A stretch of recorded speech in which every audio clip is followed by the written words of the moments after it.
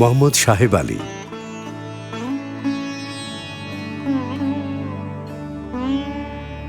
একজন রাজমিস্ত্রি, দেশে বিদেশে মজবুত হাতে গড়েছেন অসংখ্য স্থাপনা।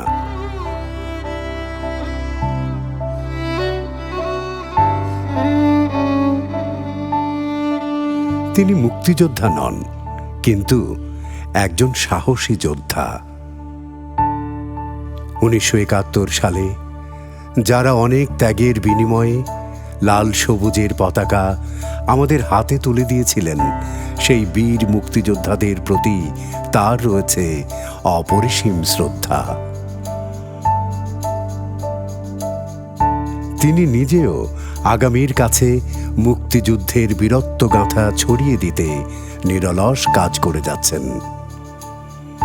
নিজের সহায় সম্বল বিক্রি করে নিজ গ্রামে নিজ হাতে গড়েছেন মুক্তিযুদ্ধের অসংখ্য ভাস্কর্য।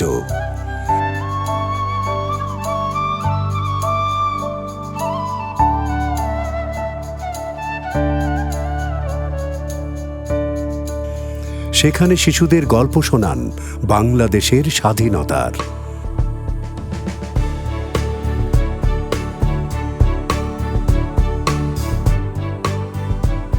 গল্প শোনান বুকের রক্ত দিয়ে পাওয়া বাংলাদেশের পতাকার।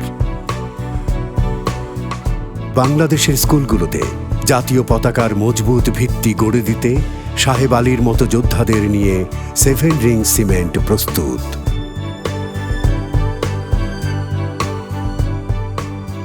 মজবুত ভিত্তির উপর সগর্বে দাঁড়িয়ে থাকুক বাংলাদেশের স্বাধীনতার প্রতীক, আমাদের প্রাণের পতাকা।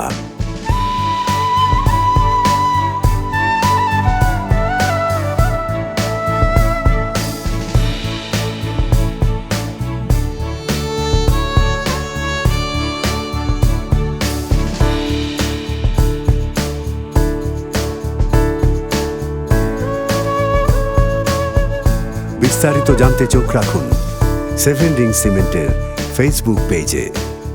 7 রিং সিমেন্ট, ভিত্তি আগামীর।